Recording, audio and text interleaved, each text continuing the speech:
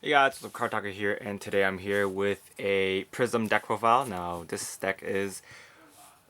clan, or this archetype is one of my favorites, one of them. And so, I was pretty excited when they got support in the new set, and so this is the set where this deck profile, I'll make a new update of the deck. So let's get started. Starting Vanguard, we're gonna run Cordo as most builds will, because her skill is pretty decent. It's one discard. Whenever a Bermuda Triangle unit gets bounced to your hand, you can bounce this unit to your hand. So she cancels 2 bounces, which stacks power for what's her face, the grade 1 that gets 3,000. So pretty useful. And if you only use it once, then she still has 10k shield in your hand, which is not bad at all. Next, we are running 4 Labrador, because Labrador is waifu material, and so you're gonna maximize her. Skill is Limit Break 4. When this card attacks, you can choose 3 Prism units in your hand and call them into a rearguard circle. If 3 units are called during this battle, she gets plus 10,000 power and a critical. So that's a pretty good rush card. Since it doesn't cost any counter blast, you just have to call units out. And her second skill is counter blast 1 Prism unit, and then choose a Prism card on your field and bounce it back to your hand, or choose a Prism rearguard and bounce it back to your hand. So obviously, when you bounce, you can use her effect, the first effect, so that you can call units out. Because sometimes if you have like 4 units in your hand, you might want to bounce something so that you can activate her skill, because you don't want to call on top. So yeah, there's that. Next, we run 4 of the Break Ride, and the skill is Limit Break 4. When a Bermuda Triangle rides on top of this unit, draw a card, and then choose 2 units. Choose 2 Bermuda Triangle units and bounce them to your hand. And then during this turn, your Vanguard gets plus 10,000 power. So again, it combos with this effect, so that you can bounce units that you have previously called to your hand and recall them with her effect, with Labrador's effect. It's a pretty old engine, so not going to get too much into that, but let's go on to some new cards. So we got the Prism Princess, Prism Princess Vert, I think his name is. Yeah, Vert. Her name is Vert because it's green. Skill is counter blast 1. When this card attack hits, you may pay the cost. Counter blast 1 Prism. When this card attack hits, you may pay the cost. If you do, choose a rearguard and bounce it back to your hand, and then draw a card. So she puts pressure on your opponent, and she synergizes pretty well with the rest of the deck. Run 4 of her because, well, she's very good looking, I guess, and effect is pretty good. I like to use her for rushes, because a lot of time when you rush, your opponent's probably not going to guard, and then if your opponent doesn't guard, and you have if you have her in the back, then you get a free draw and a free soul charge, since their costs negate each other. Whoops. But I'll get into that a bit later. So yeah, run 4 of her. She's pretty nice in more ways than one. Next, we're running the old Vert. Our skill is Soul Blast 1. When this card's bounced back to your hand, you can choose 1 Bermuda Triangle unit, and this turn it gets plus 4,000 power. She's not as useful now, but she still has her uses sometimes for like basic bounces with Labrador once you use all your other bounces. So cool stuff. Next, running 4 of the 12k attacker, so pretty standard card. Mainly use her. You can rush with her. Also, this deck is pretty rush, so I like that. And it doesn't. If you get the Limit Break enabler, then it doesn't restrain you from. The Limit Break doesn't restrain you for your early Labrador attacks, which is pretty good because extra crits to your face opponent's face is very scary. So next we're running 4 Perfect Guard because Perfect Guards are Perfect Guards.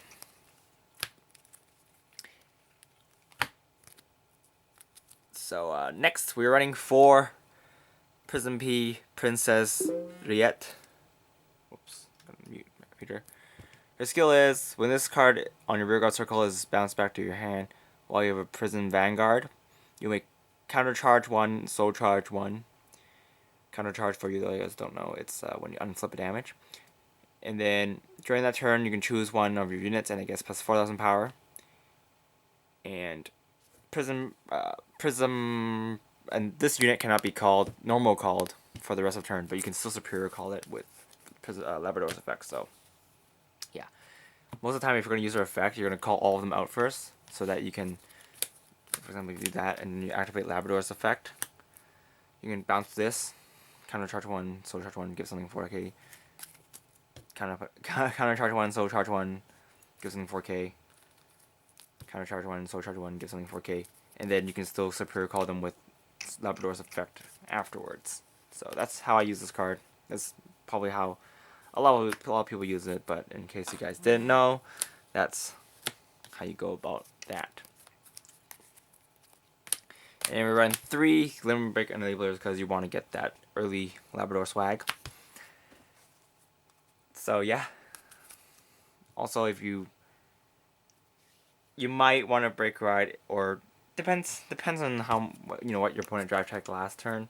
If they drive check a Perfect Guard, you probably wouldn't want to stride. I mean, you probably wouldn't want to break ride her with Labrador. You probably want to stride instead because you can probably force more cards off your opponent's hand that way.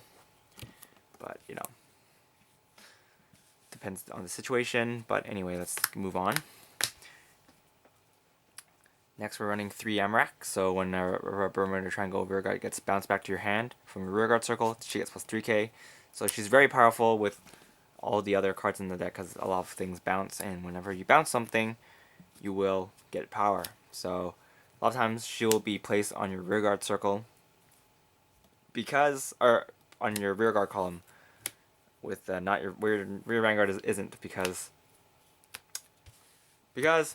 you want to force more cards out of your opponent's hand when you're attacking with a rear guard, and when you're attacking a vanguard already, most of the time your opponent's gonna be forced to, you know, ditch a lot of cards already. So a lot of times I put her in a rear guard column. For the triggers, we are running 10 critical triggers, 2 draw triggers, and 4 heal triggers. Now this lineup is really weird because if you guys didn't notice, a lot of times you will have to kind of blast Prism names, and I don't want to max out on the crit triggers for that reason, which is kind of a silly reason, but there's a lot of times when I get screwed over by damage checking like 3 non-Prism triggers, and I'm just like, well, I can't use a lot of the counter blasts. You still use it for the G zone and stuff, but you can't use it for Vert and Labrador, so that's kind of a bummer. But yeah, also the 2 draws kind of help because this deck, even though it does have draw power, the extra draws sort of helps. Also, if you call this out early game, you can still, it feels more worth, I guess. If you call out early game as a booster behind your 12k attacker, just, you know, you can switch these 2s into crits, but I like them in draws. And also confuse my opponent. They really don't really know what my lineup is if it's like the first time playing against a deck, because I'm running so many different draws and I'm also running crits. Like, oh, what does this guy run? What if this guy double crits me? I'm scared. So yeah. G zone. We are running 2 Prism Pre Labradors. Her skill is pretty good, but wait, am I running 2? No, I'm running 4, I think. Yes. Oops, tweaking around my my deck. Anyway, yeah, I'm running 4 Prism P Labradors. Her skill is Persona Blast, and then if a Prism Heart, you can choose 2 rear guards, and they get plus 5,000 power and a new skill. When this card attacks or boosts at the end of the battle, this card bounces back to your hand. So, not very good against Shadow Paladins, but very well. You can not use the bounce back effect, but they still get the plus 5,000 power. But it's pretty powerful because you can potentially give an extra notch of power to your rear guard columns, which is quite nice. And yeah, it just gives the power that prisms need, so that you can have more pressuring effects. For example, if you give this column plus 10k, then it's probably going to hit, and if you don't have a crit, they're probably going to let through, so that you can get an extra draw and extra bounce. So it's quite nice. And then we're running one of the on hit. When this card's attack hits, you can choose a Bermuda Triangle rear guard, bounce it back to your hand, and then choose something else and call it, and it gets plus 3k. Sometimes when you don't have enough juice for that, when you don't have enough units on the field for that early Prism skill, you can still use her instead, so that's quite nice. And then we have this card. When this card's called to the Vanguard circle, you can choose 2 of your rear guards and bounce them to your hand. So it's also some options if, for example, if you have to call some triggers, you can still use these to bounce back to your hand. Rarely use it, but it does have its uses sometimes, and I just like having my variety, so there's that. And last but not least, we're running 2 Olivias. Now, Olivia is most of the time used as a final push, but sometimes it's even weaker than a Labrador attack, so it depends on how you want to do things. But I guess if you can't bounce units back to your hand anymore, and you need to get them to your hand, you can just use Olivia for that turn, and then go back into Labrador the next turn to smash their face in.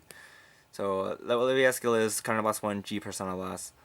When this card attacks while you have another face-up card in your G zone, you may pay the cost. If you do, choose up to 5 rear guards, and 5 rear guards with different names. If you bounce at least 3 of them, then this card gets. Then you can call a front row and a back row rear guard, and then you can get a extra critical. So get some extra attacks in also. So she's quite nice. She's also, you know, waifu material, so that's a plus. So yeah, that's pretty much it for this deck. It's it gave Prisms a much needed boost, but I don't know. I would like it if they had a Legion, but you know, this deck still works fine. It's very, very strong early game. Late game, it's not as strong as a, let's say, a duo deck or a harmony deck. Also, a harmony deck is what I'm going to be showing next, but I'll be in Japan, so I'll probably post it later. Yeah, this is probably the last video I'll post before I go to Japan, and then I'll be away for a week. So yeah, that's pretty much it for this video. Thank you for watching. This is Kartaku, and I'll see you guys later. Bye!